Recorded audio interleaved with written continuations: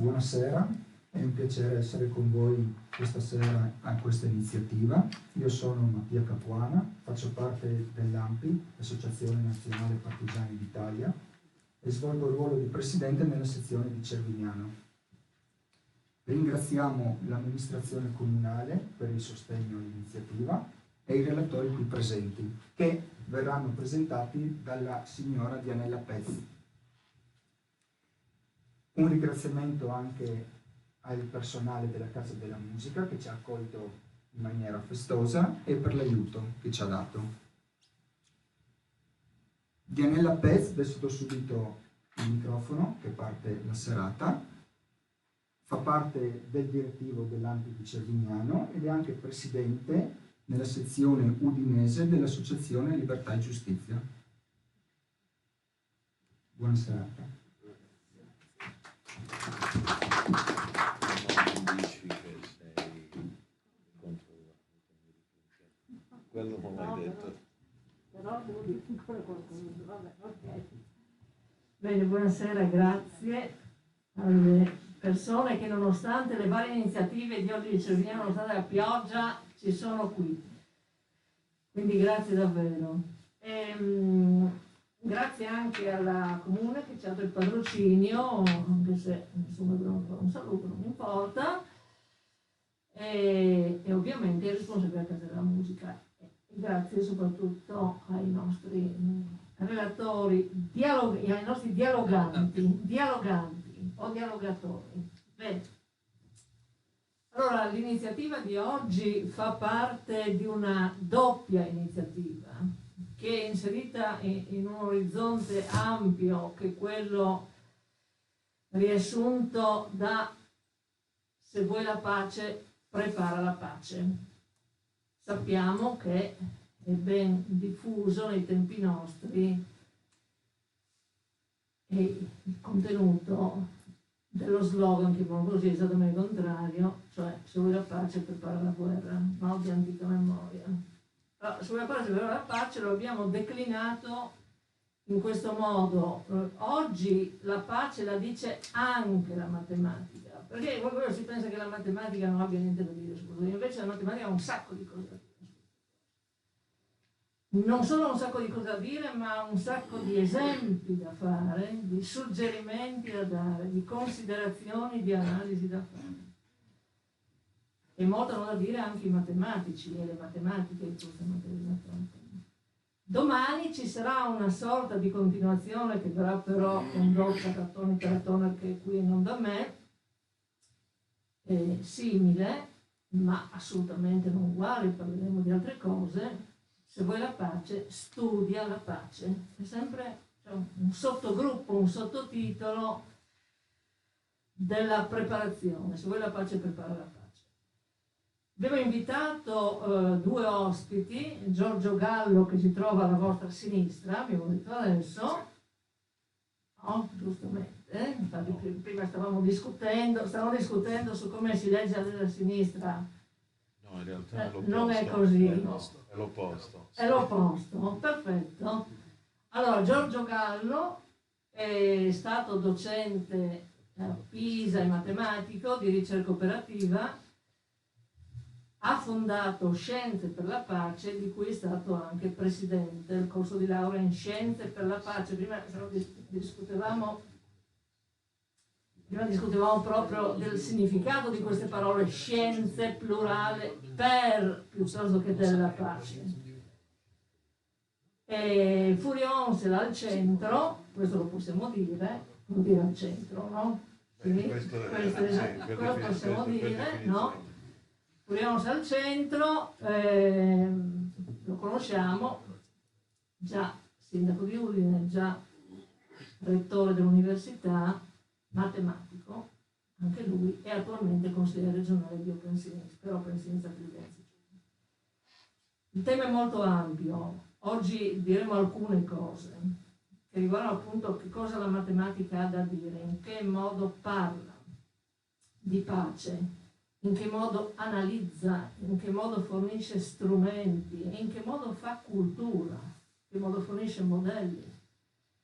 perché noi abbiamo emergenze e abbiamo anche strutturalità, no? Quando si parla di violenza, si parla di violenza strutturale, vuol dire che sta nelle cose, ma le cose le decidono però gli uomini e le donne, non vengono da sole. Quindi la matematica opera non solo nell'emergenza delle situazioni di guerra, ma opera dal punto di vista preventivo, ci permette di comprendere, ci permette di vedere se questo orizzonte di senso comune che si è costruito nel quale viviamo si può in qualche modo cambiare. La matematica ci dice anche questo. Prima di passare la parola ai nostri due invitati, però volevo dire una cosa proprio mia, strettamente, cioè la mia prospettiva personale su questo tema. Perdo proprio veramente un paio di minuti. La mia prospettiva personale è una prospettiva che non parla solo di matematica come esercizio di pensiero critico, modello di ragione, quelle sono cose che tutti conosciamo, no? Come scienza che ha al suo centro l'idea di relazione, no? Magari è questo, è importante anche per questo. La matematica, a mio parere, è il pensiero che vi volevo passare oggi, e questo pensiero non è mio, io l'ho fatto mio. La matematica è ispirazione, e questa ispirazione in qualche modo può guidare ad una aspirazione che gli uomini e le donne possono avere. I greci, per esempio, avevano un'aspirazione per quel che riguarda il futuro, la loro società, che era un'aspirazione al bene. Noi, che ne so, potremmo aspirare alla pace, per esempio, visto che di questo stiamo parlando. Che cosa intendo per ispirazione? Per dirvi cosa intendo per ispirazione, proprio vi leggo, perché l'ho preparata apposta per oggi, vi leggo solo pochissime righe, dopo vi dico da cosa le ho tratte. Queste pochissime righe cominciano così. Le idee di limite, di misura, di equilibrio, queste sono idee della matematica anche, come idea di proporzione che viene usata in altri contesti, per armonia. Le idee di limite, il suo contrario, ciò che è illimitato, misura, dismisura, equilibrio, squilibrio, che dovrebbero determinare la condotta di vita, ormai hanno solo un impiego servile nella tecnica, servono solo a questo. Noi siamo geometri soltanto davanti alla materia. I greci furono geometri innanzitutto nell'apprendimento della virtù. Questo vuol dire, la matematica è una delle frasi fra le tante che si possono usare per dire che cosa vuol dire intendere matematica come ispirazione. Questa frase l'ho presa da un'opera straordinaria della mia maestra, Simone Weil, che è stata maestra anche di tante altre donne che hanno praticato il femminismo e lo praticano tuttora. Simone Weil aveva un fratello matematico, aveva imparato molte cose di matematica e lo usava anche come ispirazione. Il libro da cui è tratta questa frase è un libro interessantissimo che ci può essere utile, che si chiama L'Iliade, il poema della forza. L'Iliade, il poema della forza. Cos'è la forza in Simone Weil? La forza è la necessità che pervade il mondo, quella necessità che si manifesta anche nella forma della guerra, della violenza, del dominio. Questa è la forza. Weil la definisce come ciò che trasforma ciò che ha davanti in cosa, capace di pietrificare tutto e tutti. La forza è ciò che vediamo in continuazione nel nostro mondo, è ciò che ci pietrifica. Aggiunge Weil, parlando di violenza, di guerra, di dominio, che la forza in egual misura, anche se in modo diverso, colpisce tutti, colpisce vincitori e vinti. Colpisce chi la subisce e chi la maneggia. Tutti vengono pietrificati in egual misura.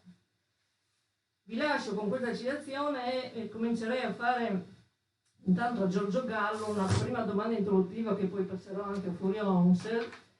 La domanda introduttiva è legata a una cosa che Giorgio Gallo ha anche scritto, cioè quando ci si occupa di pace e matematica si parla di matematica, sapere, scienza, ma si parla anche di matematici, matematica, cioè chi la pratica. Allora la prima domanda che appunto vorrei rivolgergli è rivolgergli, è proprio questa: da dove nasce questo orizzonte relazionale fra la matematica, l'impegno politico e l'impegno verso la pace.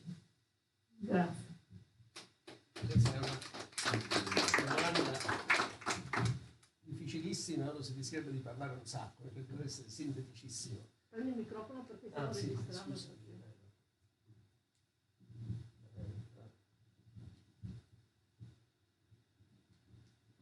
Ora ci siamo. Nasce, diciamo, tutta la mia storia. Io comincio all'università, mi sono trovato casualmente. C'erano le elezioni, ai miei tempi c'erano gli organismi rappresentativi universitari, cercavano un candidato, anche per coprire tutti i corsi di laurea, quindi anche per il secondo anno di ingegneria allora. E mi feci avanti, così. E poi mi sono trovato man mano impegnato e quindi inizia una mia attività, una dimensione politica che rimane sempre a fianco al lavoro scientifico. Io mi ricordo che ero l'unico che faceva queste riunioni lunghissime, portavo sempre i libri, perlomeno per cercare di mantenere un contatto, cercare di studiare a tempi, si vedevano tempi, ma non riuscivo, adesso non riuscivo a farlo.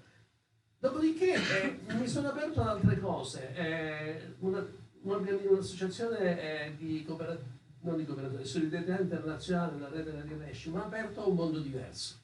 L'America, la Palestina, il Nicaragua, il Brasile, eccetera. Questo ha, diciamo, sviluppato un'apertura e un interesse per un impegno politico concreto che però rimaneva sempre a fianco della mia attività principale, che era quella, prima studiare, poi lavoro di ricerca, eccetera, eccetera.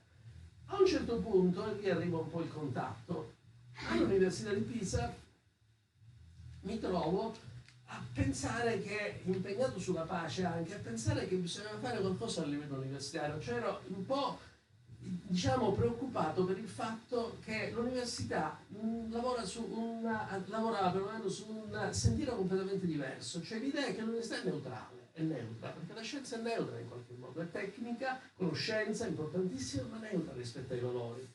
Io ho detto non è possibile, tutte le scienze, come hanno contribuito alla guerra, pensiamo alla bomba atomica per esempio, tutte le scienze possono contribuire alla pace, tutte, da quelle umane a quelle più invece hard, dure, cioè tipo la fisica, eccetera. E allora abbiamo cominciato a riflettere e a mettere su un corso di laurea, le scienze per la pace. Sigaro non è studiare la pace come una scienza fra le altre, ma come tutte le scienze, dialogando fra di loro, possono contribuire alla pace. Ecco, e da qui naturalmente è venuto fuori anche un discorso, sì, ma la matematica in particolare che può fare? E allora tutta una riflessione sulla matematica e su come la matematica effettivamente può contribuire e non poco. Possiamo vedere dopo eventualmente queste cose, questo per dare un'idea di come... Certo, grazie Giorgio. Allora posso la stessa domanda a Furionsel. In più, la domanda è questa: all'origine di questo intreccio, di questa commistione, di questa anche tensione personale, anche fra passioni, no? Però la pongo in un altro modo, la domanda è la stessa. Ci sono matematica, abbiamo detto, impegno politico e impegno verso la pace. Dove nascono? Come si è? Prima domanda, però siccome voglio passare anche alla seconda domanda, la seconda domanda è, quella è soltanto una domanda introduttiva, la seconda domanda è di cominciare, per dare il concreto delle cose, oltre alla storia personale vostra, no? Di cui lui ha detto adesso un tratto, no? Che lo ha portato in questa direzione. Come si può concretizzare, cioè dire in concreto un esempio, una situazione, un qualcosa che dica subito, proprio introducendolo, cosa ha da dire la matematica sulla pace? Attraverso proprio una concretezza di una qualche idea. Grazie. Allora parto dalla 1. No, parto dalla 2. Bene. No, hai detto che qualcosa di... Ma è senza dubbio un aspetto che è il protagonista adesso ed è la giustizia, cioè l'equità. E come si possa raggiungere l'equità, come si possa raggiungere la giustizia, e perciò non necessariamente poi questo si traduce, no, in un esercizio di pace, però certamente alla base di tante cose c'è proprio la giustizia e l'equità e di come forse non se ne può dare una risposta. E quindi poi alla fine è una scelta comunque individuale, cioè la matematica ti spiega che non ti può aiutare. È lì che quindi devi colmare questo vuoto, la matematica chiaramente ti crea, ti permette di mettere a fuoco problemi, ma non è che te li risolve. Come del resto nemmeno la fisica ti risolve, quando uno c'è sempre una narrazione dietro, no? Anche in qualunque modello fisico. Appunto, se è meglio quello tolemaico, quello copernicano, sono tutto sommato equivalenti, no? Dipende da dove prendi il punto di riferimento, però uno forse è meglio dell'altro per tante cose e quindi bisogna colmarlo con un impegno anche personale. In questo senso la matematica soprattutto ti spiega quali sono i limiti di un certo tipo di razionalismo esasperato e non certo ti può dare delle risposte assolute. Poi l'altra domanda, ecco, io penso che se uno guarda la storia dei matematici, i matematici possiamo solo dire a loro discolpa, no? Che si sono sempre impegnati. Ecco, hanno sempre sentito un certo bisogno di impegno politico, da Archimede in poi, no? Che peraltro lavorava per il tiranno di Siracusa. Ma non necessariamente sono sempre andati, per esempio nella nostra storia, no? Durante il fascismo, se uno legge anche De Finetti, gli articoli di De Finetti, uno tra i più grandi matematici che hanno inventato, no? L'interpretazione soggettivistica della teoria delle probabilità, chiudeva i suoi articoli con un'esaltazione del fascismo, salvo poi ovviamente prenderne le distanze quando se ne rese conto. Quindi, però c'era sempre in qualche modo un impegno. Severi, un altro geometra, no? Geometria, lui era proprio fascista. Gini, quello oggi misuriamo l'equità sulla base dell'indice di Gini, del coefficiente di Gini, lui era, l'Istat è stata, no? Lui è stato il primo direttore dell'Istat, è stata fondata appunto da Mussolini e lui era totalmente fascista.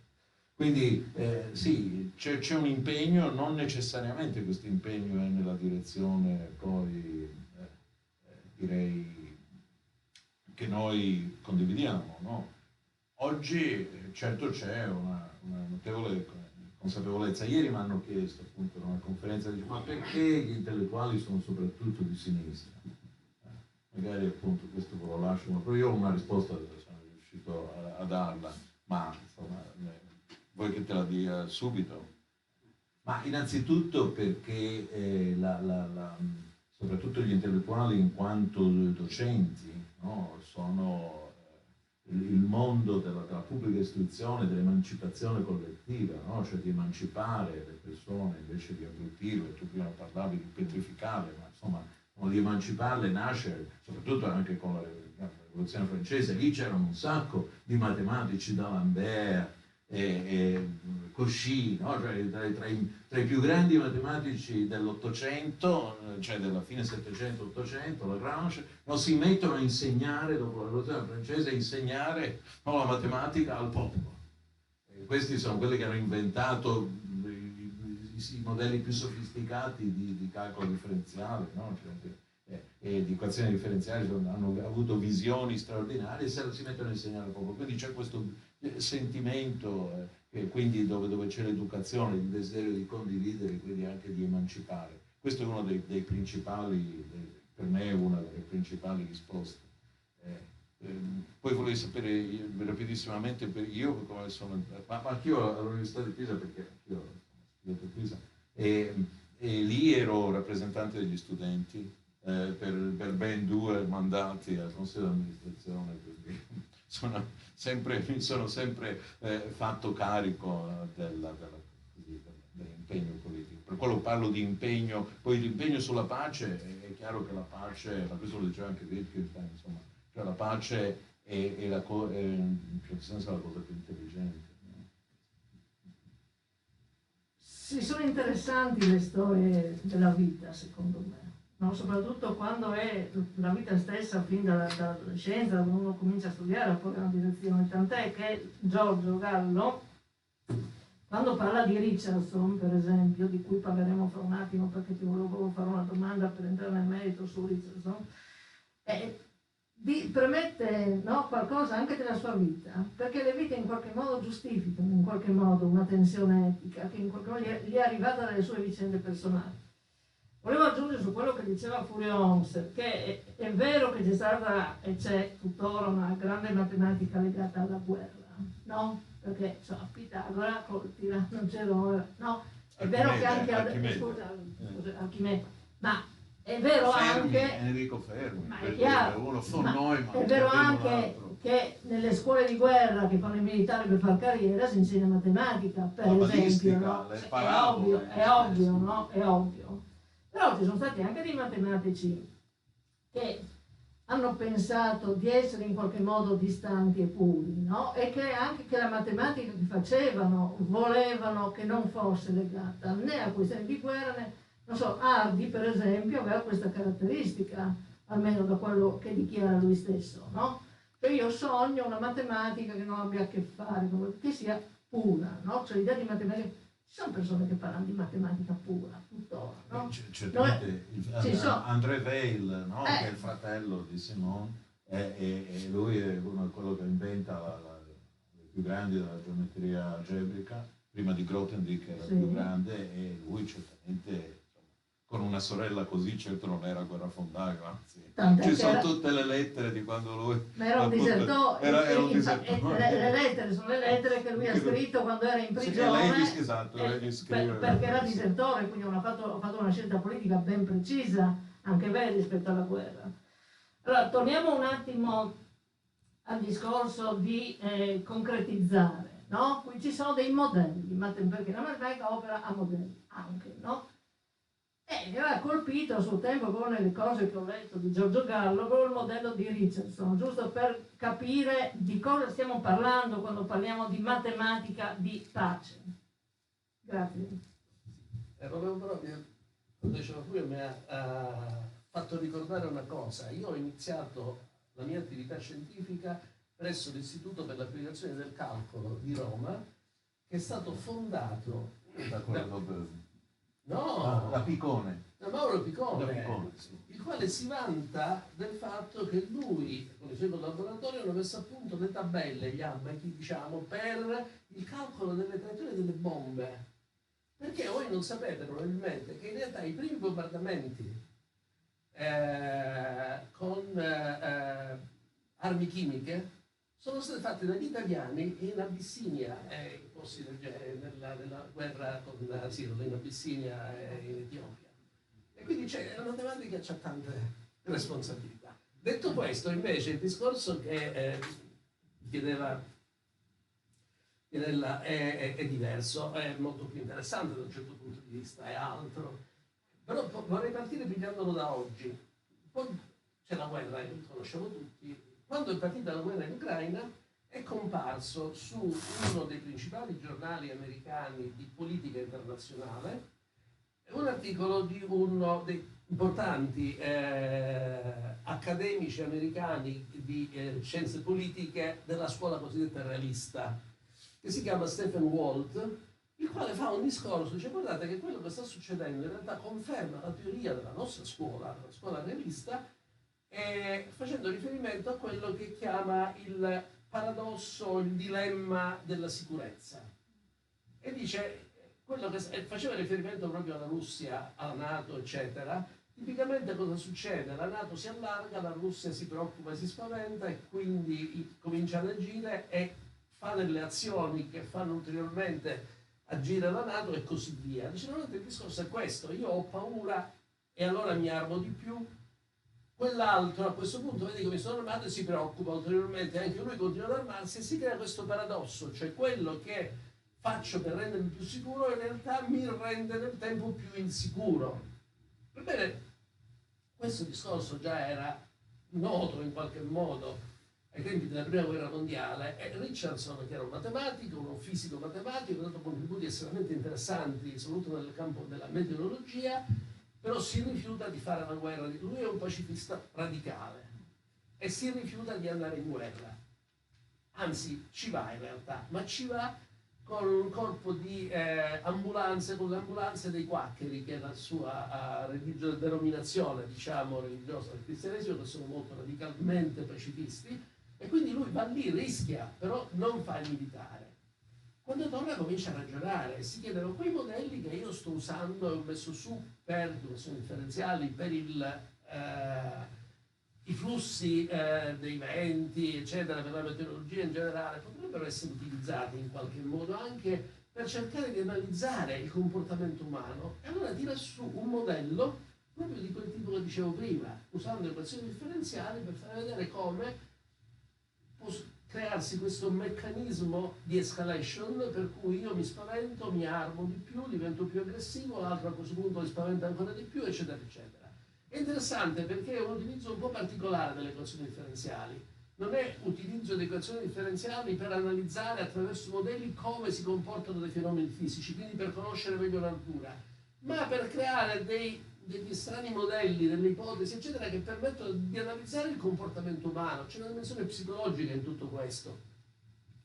E lui scrive degli articoli, un articolo molto articolato e molto bello, compare su Nature, che è uno dei principali, nel 1939, ma lui questo modello ci comincia a lavorare nel 1919.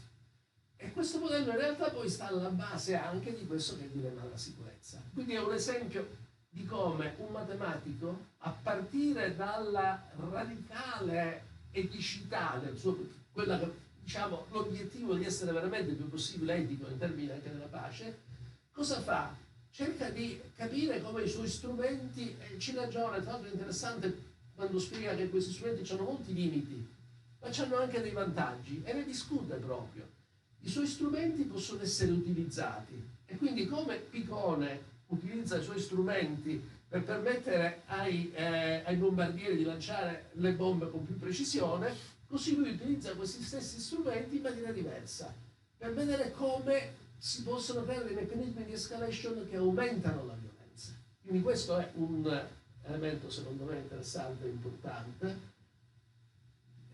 Perché gli intellettuali sono di sinistra? Questo è più difficile, una domanda può darsi che non sia vero. Può darsi che non sia vero, però io ci avrei, non è una risposta vera e propria. No, è una questione Però, allora, l'intellettuale in qualche modo deve essere una persona che non segue i percorsi standard.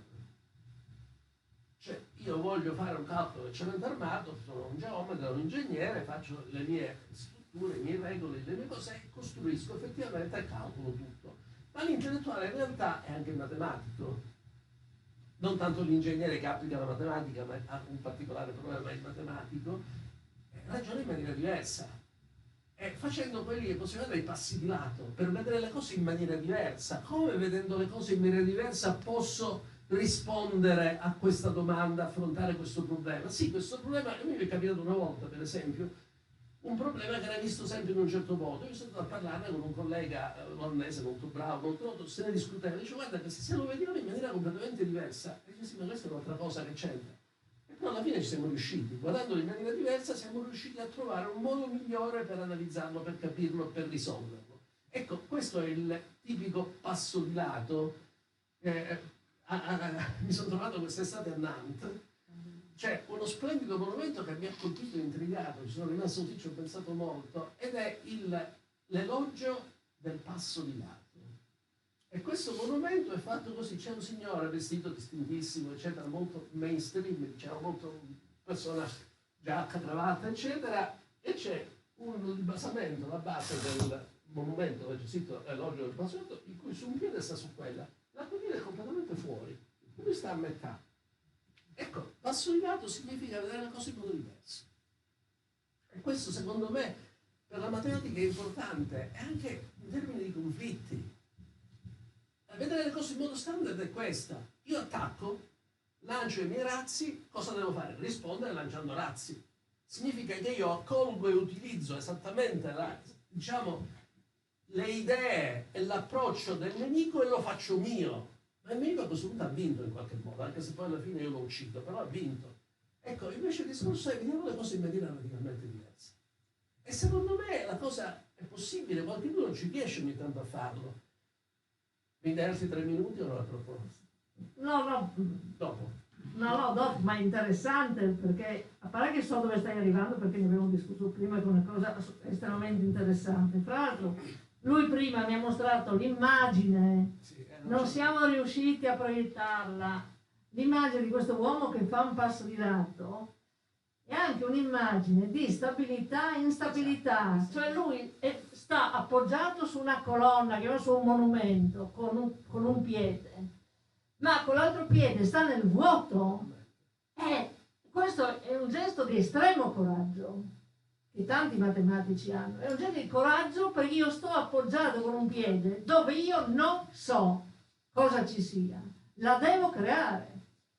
Ed è, secondo me, un grande simbolo proprio per andare oltre a quella visione manichea, bianco-nero, buono-cattivo, o stai con Putin, o sei contro di Putin, o stai con Putin, che è di gran voga in questo periodo, no? Che comincia adesso, sarà cominciato sicuramente già prima, ma non ce ne siamo accorti, o almeno in questa misura.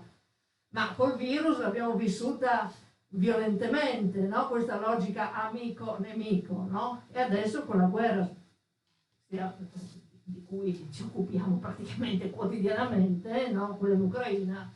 Sì. No, era il momento in cui era il tuo momento di fare commento. Giusto. No, ho già introdotto. Passo di lato. Una cosa che senz'altro hanno i matematici e che esemplifica perfettamente la mossa così del cavallo, il passo di lato, e che esemplifica perfettamente il capovolgimento, è che difficilmente trovate un matematico che non sia ironico. Cioè, l'ironia è proprio alla radice, no, di questo spostamento, di questa, diciamo... ma anche loro fanno... Non lo so. In effetti c'è lì sì un'analogia abbastanza, cioè effettivamente afferrare un motto di spirito, afferrare una battuta, molto molto simile a afferrare un'intuizione matematica, afferrare un teorema. E in effetti non è che ride bene chi ride no, da ultimo, ride da ultimo quello che ci arriva dopo. E questo è molto spesso, appunto, anche uno può fare un'anatomia del motto di spirito e vedere che ci sono delle precise regole, no? Molto spesso, come ad esempio la lettura letterale. No, quante volte appunto monte sull'ascensore, no, c'è il matematico, dice l'ascensore sale o scende? E il matematico gli risponde sì. Perché, appunto, sale o scende. No, questo è solo sì, no, ma se possiamo andare avanti all'infinito perché potrei, però non voglio trasformare, tu eri così seria, non voglio trasformarlo, però era proprio esemplificare in che modo c'è questo spiazzamento, per cui difficilmente il matematico non è ironico. Lei dice i giapponesi, io ecco, su questo non ho direttamente esperienza, ma non posso dirlo. Certamente nella tradizione matematica. Ecco, un'altra cosa diciamo molto, molto importante, che qui cito Giorgio, su quello che dicevo prima, quando dicevo che molto spesso la matematica ti dimostra i limiti, i grandi teoremi, no? Sono soprattutto quelli che ti dicono che certe cose sono impossibili. No? Allora, lui ha un'intuizione, forse la diceva dopo, non lo so, però a me... Allora, io appunto ho citato prima l'esempio, non so, tipicamente il fatto che ha colpito anche tutti recentemente quando ci sono state le elezioni, no? Perché qui erano convinti che passasse uno come... Senato invece poi è passato un altro, perché tutti pensavano che si usasse il metodo D'Hondt per diciamo, attribuire i seggi, invece si usava il Webster, no? Se ne usava un altro. Qual è quello giusto? Dopo abbiamo fatto qui degli esempi per chiedervi appunto qual è quello giusto. E appunto la matematica ti spiega che non c'è un modo perfetto, che sia esente da tutta una serie di paradossi che uno si immaginerebbe essere quelli che non dovrebbe avere un sistema di assegnazione dei seggi sulla base dei voti, perché dovrebbe esserci la giustizia. E in realtà bisogna pigliarne uno di metodi per quello convenzionale, o pigli il D'Hondt, o pigli il Webster, o pigli una cosa intermedia. C'è proprio tutta una narrazione di come negli Stati Uniti per alla fine scegliere quale sistema usare per eleggere i rappresentanti degli Stati alla Camera dei rappresentanti, no? Hanno cambiato decine di volte, alla fine ne hanno scelto uno, ma non è il modo migliore, no? È un'osservazione che fa appunto Giorgio Gallo, io la trovo appunto straordinaria, quando dice: quindi quando vi arriva qualcuno che perché ha vinto le elezioni vi dice io sono l'unto del Signore, o il popolo lo vuole, no, la matematica ti dice che semplicemente quella era una convenzione, quindi non darti delle arie, perché quello che ti dice la matematica è che quello è il modo che abbiamo scelto e per giunta non è neanche il modo perfetto, quindi accontentati di essere in questo momento stato scelto con quel metodo, che è un metodo puramente convenzionale che abbiamo concordato che fosse quello che era, diciamo, il migliore, e stai buono e cerca di fare il tuo lavoro. Quindi la matematica in questo senso mi sembra un'intuizione bellissima questa di Giorgio Gallo, quindi la volevo condividere. Ma questo c'entra. C'è stato, quando è stato eletto Bush e ha vinto contro Gore, è successo che lui ha avuto meno voti, però è stato eletto. E l'Economist è uscito con una prima pagina, c'era la figura di Bush presidente, sottoscritto un presidente per caso. Ma questa è una sensazione molto forte che io ho in politica, che alla fine, infatti molto spesso dico, ma come mai? Ma è quasi molto browniano. Cioè a un certo punto, no, qualcuno deve arrivare e quindi molto del successo politico è quasi casuale, perché sia appunto uno, cioè non è così strano, perché effettivamente c'è un elemento di... Poi è ovvio che magari... No, l'ultima cosa è quello sul pensiero binario, cioè tu dicevi qual è l'origine, questo volevo solo dire, ma visto che siamo in un mondo digitale, chiaro, tu dici quando è nato... Bene, nel mondo digitale è evidente, poi per fortuna i bit, insomma, ce ne sono tanti e quindi poi si riesce a dare una misura di complessità, però l'idea appunto che tutto si regga su un sistema binario purtroppo nasce anche nel sistema appunto digitale. Se noi siamo capaci anche di cambiare l'immagine del mondo, no? Certo nasce da lì, no, ma non è detto che debba essere così, perché sembra che adesso sia così, no? Sì, certo, no, infatti poi è troppo semplicistico immaginare un pensiero assolutamente binario, non è neanche vero. Appunto il principio del terzo escluso è meglio non usarlo, ma anche appunto in informatica è sempre meglio usare una logica non del terzo escluso, dove non è vero che una cosa o è vera o è falsa, perché non funziona.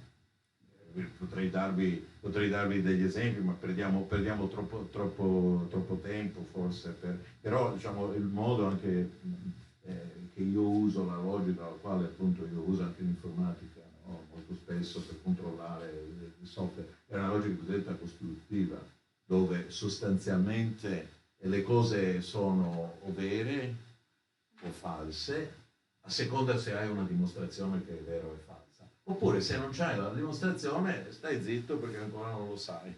E quindi non è, no, come nel mondo classico dove tutto aristotelico, è 0 e 1.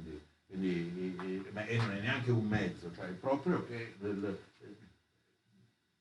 nella logica costruttiva c'è il soggetto, no, pensante, che pian pianino costruisce la sua conoscenza. Non è vero che sia 0 e 1 certe cose, perché c'è molto spazio anche per una dialettica, anche nella logica e nella matematica. Non è proprio un materialismo dialettico in senso stretto, però diciamo, c'è un margine molto forte. Scusa, volevo tornare, prima di dimenticarmi, no? Il discorso dell'ironia, no? Che ritornando, no, mi veniva in mente un aneddoto nella mia vita personale, però che ha... Con un giapponese? No. che ha però una connessione con una domanda, mi viene in mente adesso che vorrei fare. Avevamo al tempo università effettivamente un docente che faceva un sacco di battute, no? Matematica. Un matematico.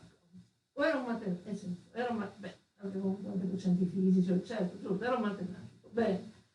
Allora, a un certo punto fa la sua battuta, ridono due, no? Gli altri stanno zitti, no? E lui ricomincia a soffrire.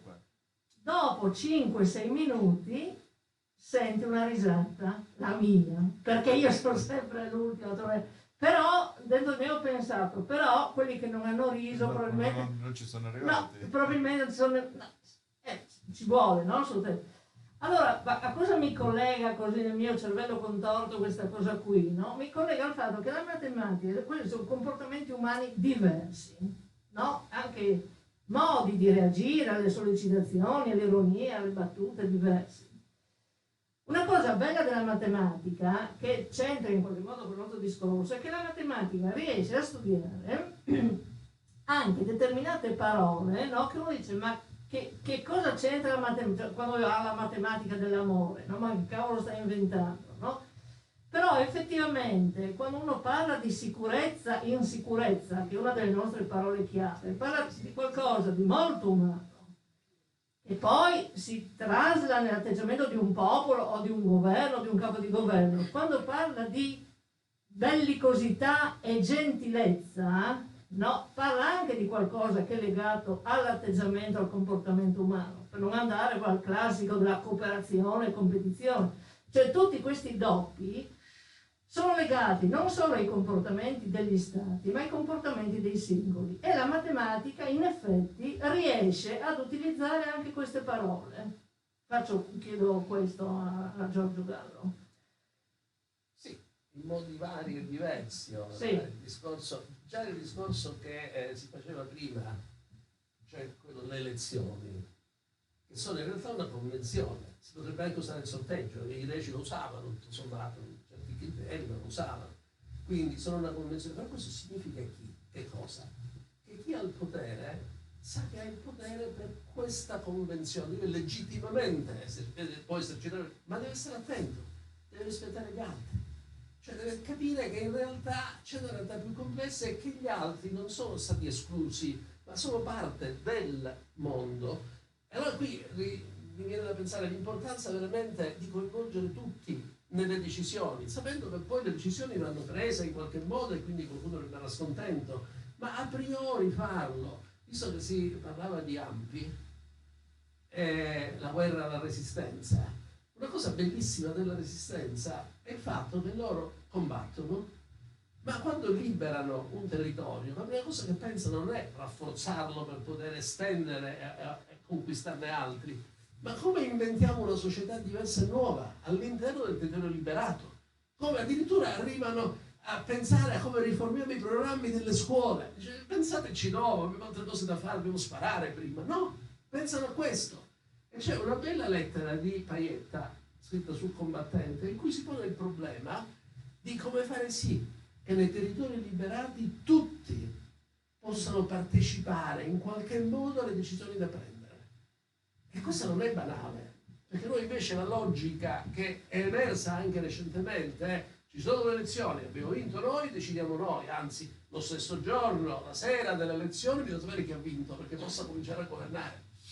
E invece no, Paietta, che era pure comunista, tutto quello che sappiamo il comunismo, certe direzioni di autoritarismo se vogliamo anche, centralismo democratico, però si poneva questo problema, tutti devono poter partecipare. Ecco, questo è estremamente importante. Sì, scusa, l'esperienza delle repubbliche lì, tu parlavi di Ampi, l'esperienza delle repubbliche libere anche nostre, certo, quella della Cannes, il occidentale, sono esperienze, anche se durate di pochi giorni, sono esperienze comunque in cui c'è una partecipazione corale, collettiva, no? E c'è anche un'idea sociale che in qualche modo prende campo e prende forma, no? Scusa, io non ho risposto forse alla domanda. No, la domanda era legata a quello che mi interessa, a bellicosità, gentilezza, cooperazione e competizione. questi doppi, cioè ci sono dei matematici che li hanno studiati, certo, e ne hanno prodotto dei modelli capaci di affrontarli. Sì, e il motivo però che ho tirato fuori quel discorso è che entra la gentilezza in qualche modo, l'empatia, cioè anche chi ha il potere deve in qualche modo cercare di cogliere i punti di vista dell'altro, sapendo che lui non ha un potere assoluto per volontà divina.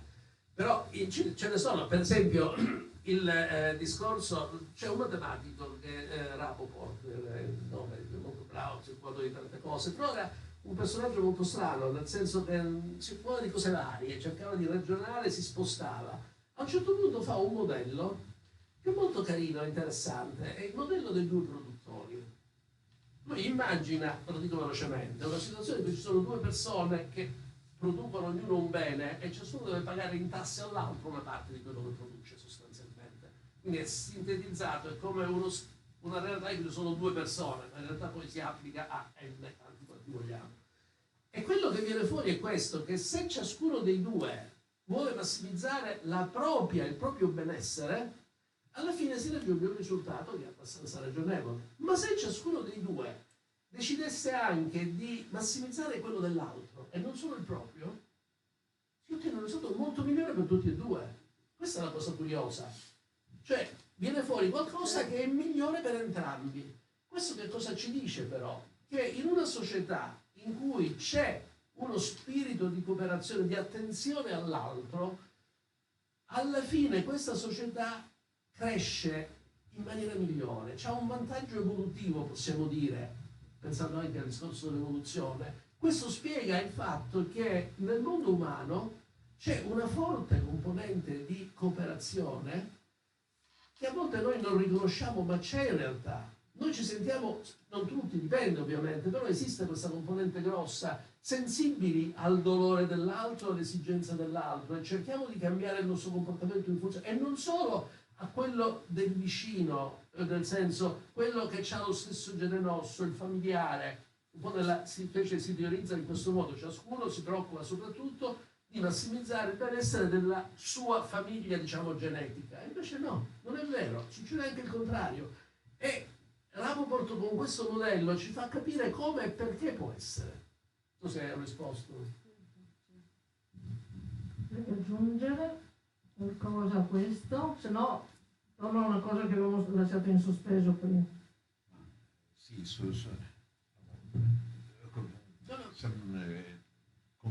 concludi quello che hai lasciato in sospeso. Sì, allora la cosa che avevo lasciato in sospeso era legata alla persona sospesa, appunto, no? Un piede di qua e un piede sospeso nel nulla. Perché parlavamo di logiche, no?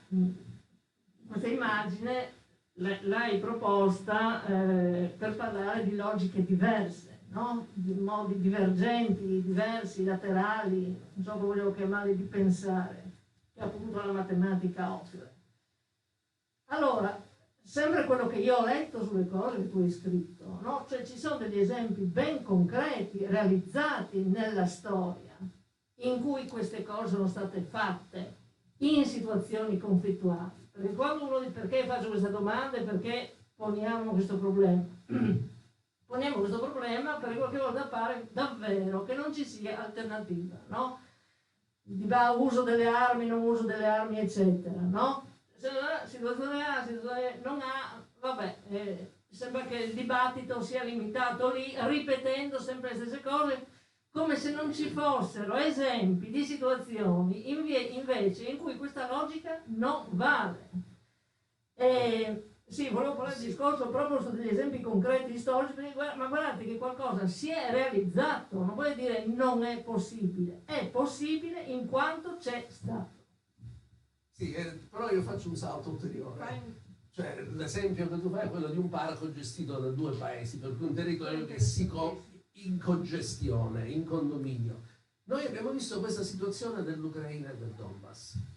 È stata una guerra civile che è durata fino a che non è intervenuta la Russia in questa maniera così pesante. Una guerra civile internazionalizzata perché partecipavano da una parte o dall'altra in qualche modo.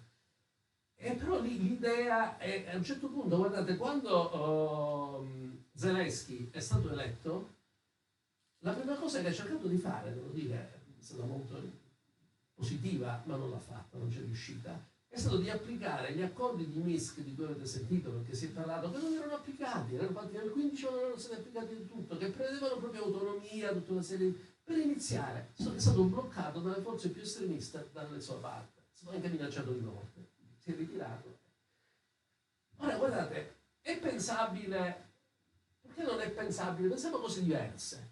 Perché non è pensabile un'Ucraina, cioè una regione, in cui si possa essere sia russi che ucraini, quindi il Donbass, in cui uno possa essere lì, vive lì e ha la cittadinanza russa, vive lì e c'è quell'Ucraina, con alcune aree, non regioni, ma alcuni temi in cui si decide localmente, tutti insieme, e alcuni altri in cui ciascuno decide sulla base della propria identità, della propria... La cosa sarebbe fattibilissima. E pensate alla regione, noi facciamo una scuola, questa scuola la decidiamo insieme.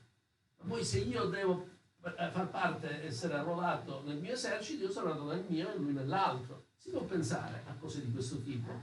In qualche modo noi qualcosa di questo genere, anche se non così spinta, l'abbiamo fatta, non portando l'Alto Adige ad una situazione di guerra civile. Sarebbe stato possibile perché ci sono stati attentati, sono centinaia di attentati, alcuni con morti. E con l'Austria che interveniva in qualche modo appoggiando, non militarmente, non era possibile, siamo negli anni 50, eccetera, ma appoggiando un pochettino queste forze che volevano l'autonomia. E cosa abbiamo fatto? Durante il fascismo è stata fatta un'operazione molto banale, è stata proprio spianata, per cui non si poteva parlare tedesco, venivano portati in confino gli insegnanti di madrelingua tedesca e cose di questo genere. Però è stata fatta una cosa diversa, si è discusso, si è ragionato.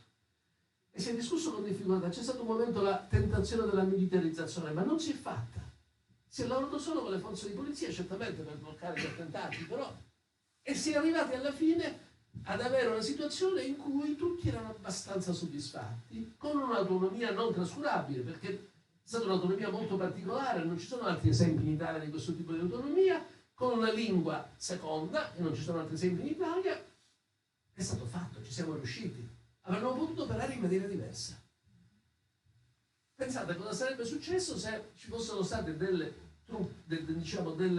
gruppi neofascisti che avessero fatto un'azione militare. Sarebbe stato drammatico. Non l'abbiamo fatto, ecco. Sono possibili pensare a cose diverse. Qualcuno sta pensando anche in Palestina. Perché non possiamo avere identità diverse che convivono, che collaborano, che stanno insieme su certi temi e che gestiscono nuovamente certi altri?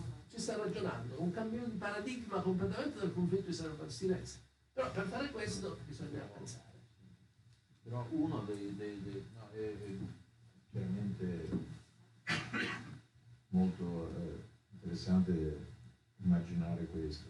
Però noi abbiamo un peso e una responsabilità molto forte ed è una straordinaria capacità nell'approfittare delle situazioni di guerra come esseri umani e in particolare anche quando c'è la pace nel produrre le armi. E questo è sconcertante. Io vi invito ad andare a vedere, no, nella nostra regione, il PIL della nostra regione è dato soprattutto dal Fincantieri, quando vende le navi o quando vende le fregate, per esempio all'Egitto. E se andate sul sito di Fincantieri a leggere come si presenta relativamente al settore armamenti, perché c'è sì le navi da crociera, ma c'è anche il settore armamenti e da restare allibiti. Ma anche la Wärtsilä, no? Penso negli ultimi 4 anni ha prodotto eliche o altro e turbine per navi da guerra. E anche adesso, no, c'è il dibattito che probabilmente viene salvata perché incomincia a lavorare per la Rheinmetall, che è la tedesca che fa munizioni in Sardegna, che poi appunto sono state trovate anche in Yemen. Ed adesso è di una delle cordate che deve assolutamente costruire il nuovo motore per il nuovo carro armato europeo. Quindi, allora, se noi anche nella nostra regione, no, in fin dei conti, siamo così invischiati nella produzione di armi, per cui alla fine non c'è un confine. E guardate che anche lì non le conteggiano le emissioni di CO2 dell'industria bellica. Quelle sono fuori bilancio. Quindi è giusto sì immaginare appunto situazioni, ma dovremmo essere sempre estremamente prudenti, perché ne approfittiamo molto sull'opportunità. Io quando leggevo su questi giorni sul giornale appunto le notizie, tutti gli arsenali europei sono quasi esauriti, no? L'avete letto anche voi, ho detto, santo, ecco dove andremo a investire in quello. Ed è spaventoso tutto questo, no? Io ho fatto anche una mozione in Consiglio regionale contro la vendita di armi all'Egitto, no? Perché appunto noi siamo la regione dove ha dato i Natale Giulio Regeni e poi vi vendiamo armi fregate, no? Le famose FREMM appunto all'Egitto. C'è una cosa è sempre stata molto misteriosa questa cosa delle aziende che producono armi. Tutte, quasi perché tutte. ne abbiamo anche di specializzate anche qui a due passi a Gradisca, per dire, no? Pochi, se uno andasse a vedere quali sono le aziende produttrici d'armi, no? Comunque legate in qualche modo all'esercito, trova un numero spaventoso di aziende, anche piccole. Eppure questa cosa non è all'ordine del giorno, no? Non se ne parla così. No, viene taciuta con un'ipocrisia che poi alla fine è vergognosa, a mio avviso.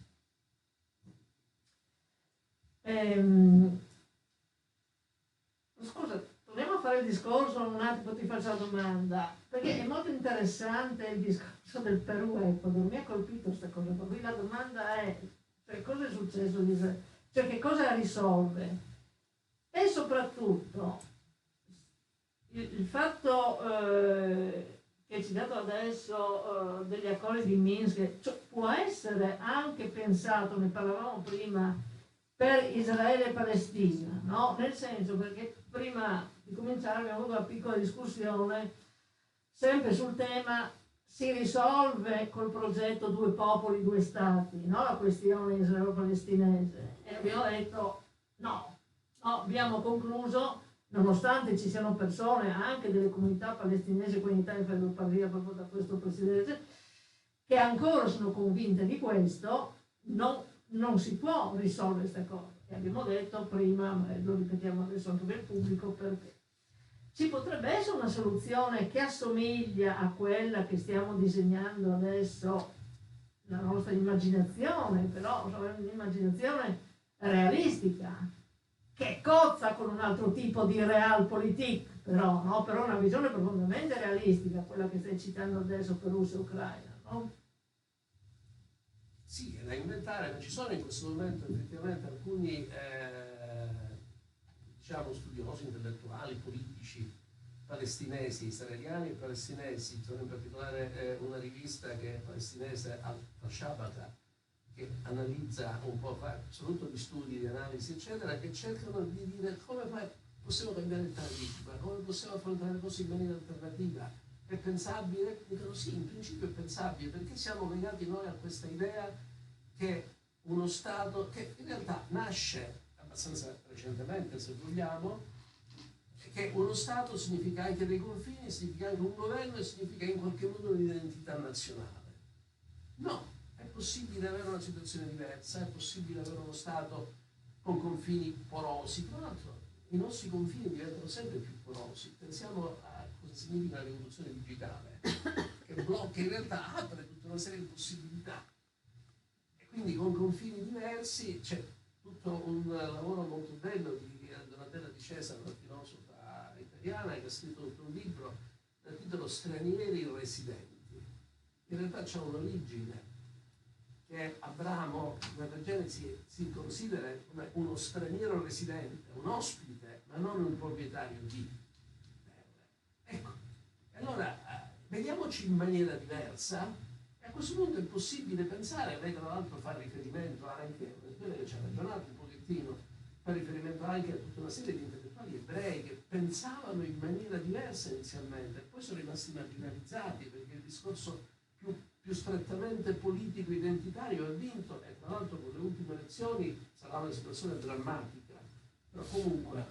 Però su questo punto noi abbiamo qui un premio che si chiama il premio Tiziano Terzani a Udine, che l'anno scorso è stato dato proprio a un libro scritto a 4 mani, cioè a 2 mani, insomma a 2 teste, da un padre, da un israeliano, il cui figlio è stato ucciso, e da un israeliano la cui figlia, e da un palestinese la cui figlia. Allora, certo, tutto era delineato in modo tale che si dovesse così immaginare una situazione di condivisione, attraverso questa condivisione del dolore, ritrovare appunto, una possibilità di armonia. Però poi, leggendo sul giornale, credo che fosse, come si chiama, Al Jazeera, una giornalista di Al Jazeera, la quale diceva: no, ma non è possibile, perché la giustizia si può ottenere, no? Famoso discorso di Tucidide, la giustizia, ai Melì, si può trovare la giustizia solamente tra due persone che sono alla pari, che sono uguali. Qui c'è troppa distanza tra l'israeliano e il palestinese. Come si può immaginare di ritrovare, se non li si mette prima appunto sullo stesso piano, questo tema appunto dell'equità? E per quello che io appunto ritengo il discorso appunto di Tucidide, credo che lo citi anche la Simone Weil da qualche parte, no? Quando appunto gli ateniesi dopo la guerra del Peloponneso vanno lì dai Meli e gli dicono: ma voi cosa volete? Siamo noi che abbiamo vinto. E quindi non ci può essere una pace giusta tra chi ha vinto e chi ha perso. È un po' sì. Sì. E questo un po' era l'osservazione, io sto riportando l'osservazione del giornalista di Al Jazeera. La giustizia scende dal carro del vincitore, no? Cioè la giustizia si sposta. È l'utile del più forte, insomma, nei tempi di Trasimaco. Se posso però, vediamo la giustizia non come uno Stato, di fatto. Noi finalmente abbiamo realizzato la giustizia, si definisce così e così, ma la giustizia come un processo che può essere anche molto lungo, complicato, difficile. E nel mondo ebraico c'è un'espressione, un termine che diciamo lo shalom, che è diverso da pax romana. La pax romana viene dopo un patto. Uno ha vinto e impone il patto, oppure si fa un patto fra vari, ma insomma. No, lo shalom invece è il benessere per tutti, e per tutti ovviamente oggi diremmo. Anzi, oggi diremmo per tutti con l'asterisco, che è una cosa pessima, ma comunque è chiaro. Ecco, il benessere per tutti. Ma il benessere per tutti, che questo viene dalla tradizione ebraica, è qualcosa che ha una dimensione messianica, non nel senso che deve venire il Messia, ma nel senso che è qualcosa che si proietta in una costruzione nel tempo, nei tempi. È una specie di orizzonte che ci guida, che si sposta sempre. Perché noi in realtà la pace non la possiamo, come la giustizia, non la possiamo avere così stabilmente. Anche guardiamoci in questa società, è giusta? No, non è giusta. Però lottare per cambiare le situazioni, pensiamo a tutto quello che è successo anche nel primo dopoguerra, con i sindacati, con le sinistre, eccetera, hanno cercato di cambiare. Ecco, era un processo, poi si è interrotto e ha cambiato direzione, va bene, però è così. Allora, pensiamolo in questi termini. È un processo in cui i due non sono allo stesso livello. Certamente pensiamo al Sudafrica. Non erano allo stesso livello, però si è iniziato una lotta, un processo. Alla fine qualcosa è cambiato, non tutto, e ci si è accorti che bisogna cambiare molto di più per cambiare le cose. C'è una studiosa del Sudan parlando proprio dell'apartheid palestinese, che state attenti, non basta eliminare l'apartheid, bisogna cambiare la società. Cioè, guarda, in Sudafrica in realtà la bianchezza continua a sopravvivere sulle spalle della negrezza, cioè le ingiustizie continuano ad esserci, anche ci sono dei neri che hanno acquistato il potere, ecco. Questa è la sfida. Bisogna sempre muoversi nella direzione giusta. Però. Sì, questo mi fa venire in mente due cose rapidissime. Uno è il pensiero appunto di Proust, no? Che è Amartya Sen, il quale dice appunto che quello che noi dobbiamo fare è quotidianamente eliminare un po' di ingiustizia.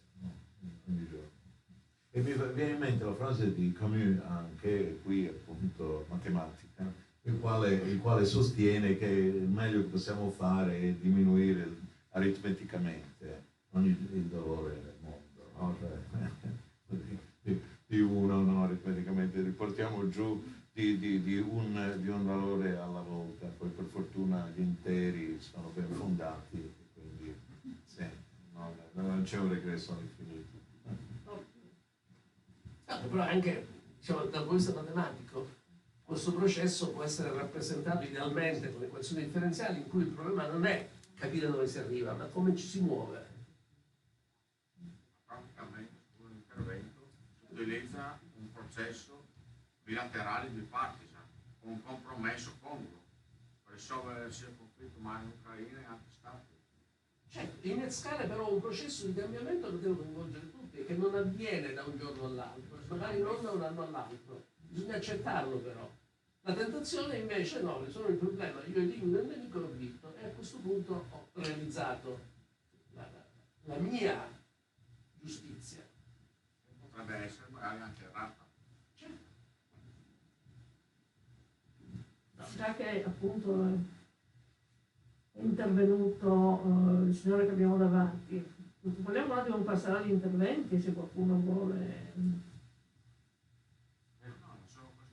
Sì, però deve prendere il microfono e dirlo al microfono, se no non registra, immagino, vero? Sì. E poi passi il microfono. Scusate l'intervento, ma un'azione bipartisan bilaterale con un compromesso congruo. Ma si può, come diceva il signor Gallo, sì, si può avere un compromesso magari stando in un territorio con ideali un po' opposti. Ci deve essere un'azione bipartisan bilaterale, per me una delle soluzioni anche nel conflitto che doveva essere evitata la guerra, ma un referendum in quelle zone, in 2 regioni, sia la Crimea che quella citata. Se dopo la scelta era di passare sotto la Russia, si fermava il conflitto e tutto, forse questa era un'azione bipartisan che poteva essere presa in considerazione. È stato fatto, ma era... Sì, il referendum, appunto, volevo dirlo anch'io, è stato fatto. Beh, ma è quello di prima ancora a Crimea, scusa, non è stato fatto, sì. No, quello non sapevo, non avevo notizia, scusatemi. Sì, no, ma è stato detto tutto, però adesso sai, quando tu... Però per la cronaca, gli accordi di Minsk 2 prevedevano proprio che si facessero in Donbass dei referendum controllati, organizzati, No, avevo percepito questa notizia. organizzati insieme e pur rimanendo il controllo dei confini all'Ucraina, però lì dentro si sarebbe realizzato un referendum con una forte autonomia regionale. Non sono stati realizzati. Costruendo una comunità Sì, che non sono stati all'interno realizzati. senza andare a influire negativamente sul Stato ucraino e rispettando la Russia e i loro residenti lì in maniera neutrale. Certamente è molto difficile adesso, a mio avviso, cancellare la sofferenza di questi migliaia di morti, perché poi alla fine i morti pesano tantissimo. Come si fa a cancellarlo?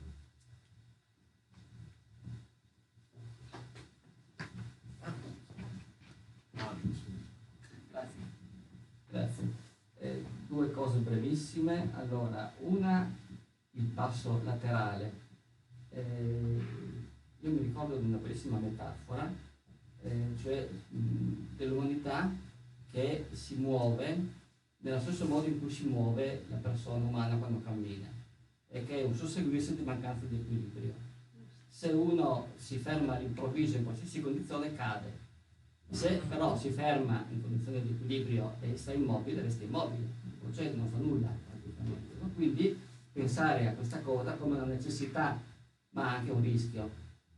Se si accetta il rischio, si accetta anche però di costruire qualcosa, di avanzare nel progresso umano e così via. No? Allora è molto complessa la storia, interviene anche il nostro ultimo Nobel Parisi, no? Sulla complessità delle azioni, su quello che si può fare, quello che conviene fare in un certo momento e così via. Ed è un ragionamento che credo che sia difficile poi che porti a soluzioni semplici in qualche modo. No? Il compromessi, appunto, cosa faceva l'Austria se avesse portato uomini armati, no, come hanno fatto nel Donbass i russi, no, per cui hanno preso il potere praticamente di fatto, no, e da qui poi la guerra civile e tutto il resto. Insomma, è una situazione difficile da dirimere a quel punto lì. No? D'altra parte quegli altri che dicono che si credono protetti soltanto se abbiamo l'ombrello della NATO, perché un paese NATO diventa difeso dagli altri paesi NATO se viene attaccato, no? Quindi anche lui, no? Che tipo di diritto, che tipo di garanzie potrebbe avere? Se i paesi baltici non avessero la copertura NATO sarebbero già stati probabilmente ripresi sotto l'emblema russo, io penso. Però lì c'erano dei segnali deboli, no? Sì, C'erano dei segnali deboli, cioè qui è chiaro che l'Occidente di nuovo, con l'opportunismo, no? Ha accettato, c'erano dei segnali deboli di mancanza di diritti civili in Russia da 20 anni. Da secoli. No, ma voglio dire, da dopo il crollo del muro, da 20 anni bastava appunto su questo rendersene conto, no? Perché uno lo guardava.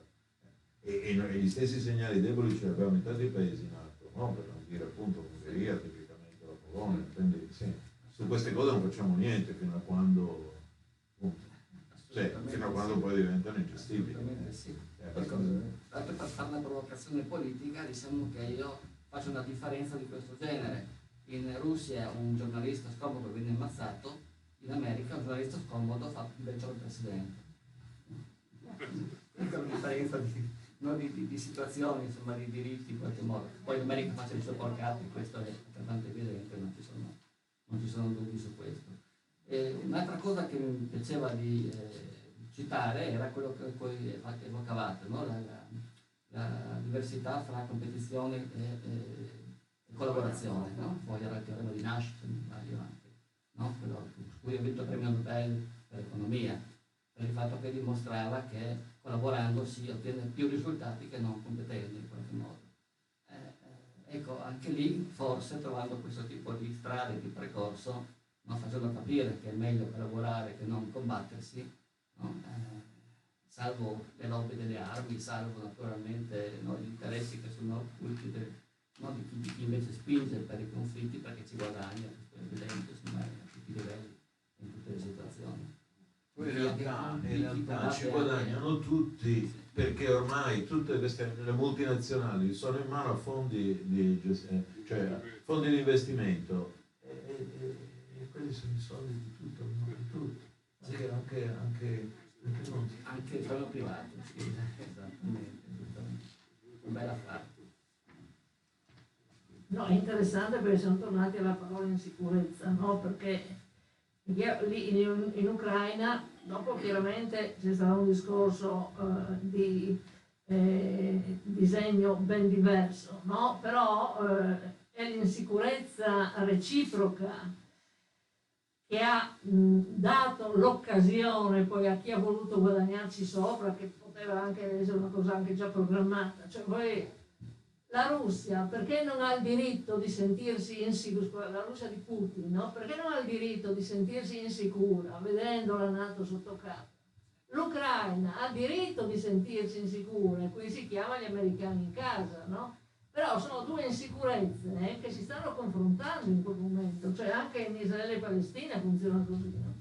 Come quello che volevo aggiungere era, per porre un'ultima questione, perché anche è molto tardi, già che hai nominato Nash, no? C'è la parola gioco, no?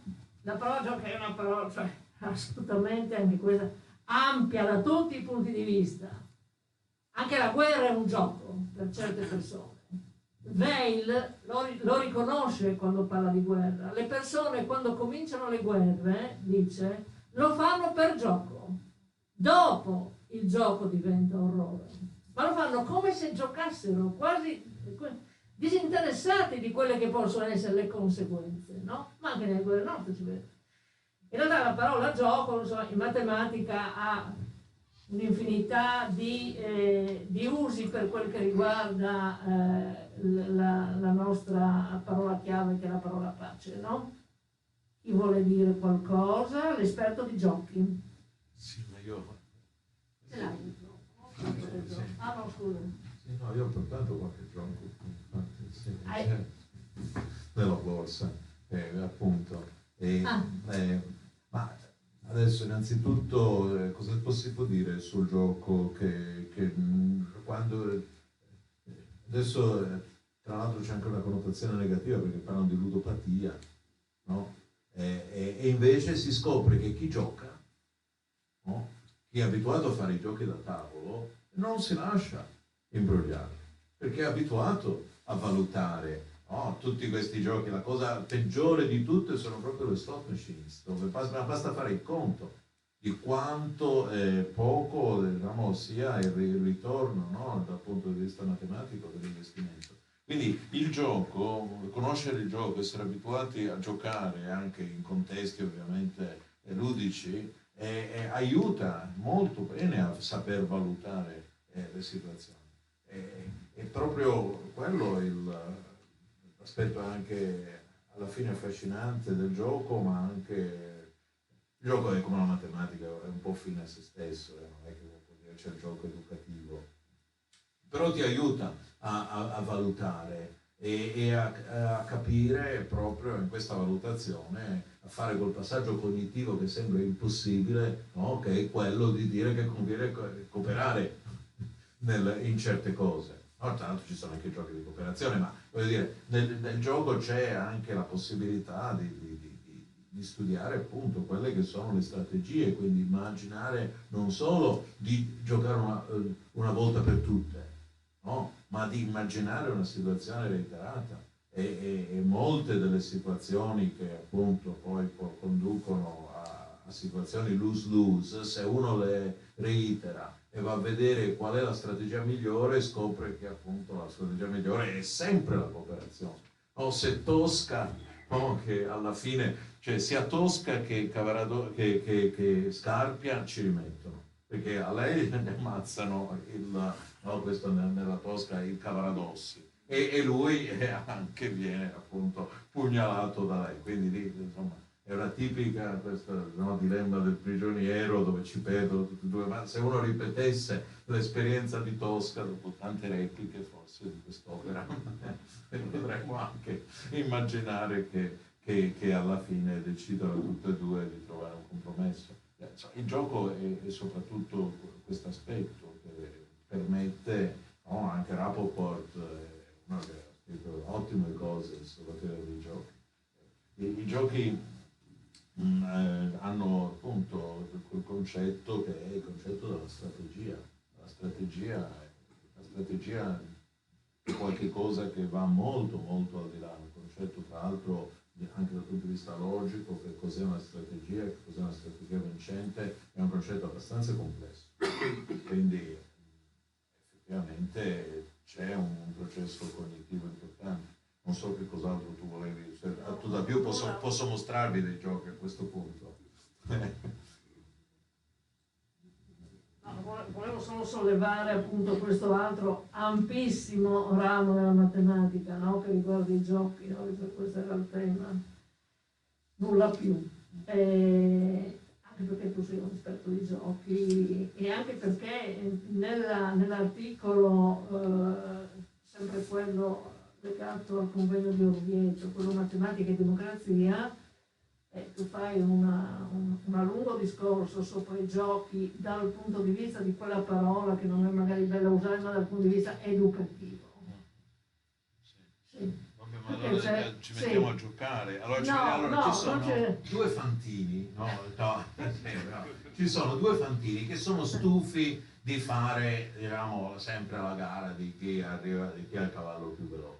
Anche qui quando facciamo i pari. Allora un giorno decidono di fare la gara a chi arriva ultimo, miserere, a chi ha il cavallo più lento. No? Però chiaramente a questo punto nessuno dei due vuole vincere, quindi se ne stanno lì fermi. Poi arriva lì un esperto di giochi, gli dice qualche cosa e immediatamente risolve. Che cosa gli ha detto l'esperto di giochi? Un gioco. Bene, questo... Sì,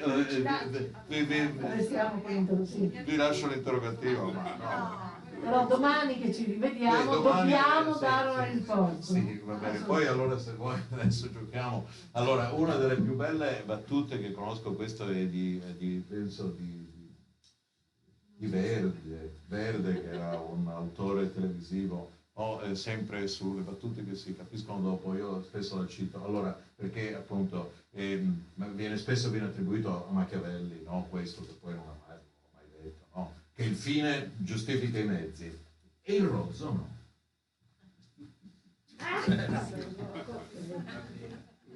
Giustifica i terzi. Se giustifica i terzi, i quarti, Uno ricorda il finale del film War Games, dove dopo tutte le simulazioni di guerra, alla fine l'unico risultato che conviene non giocare. Senti, Giorgio, volevi aggiungere sul discorso giochi?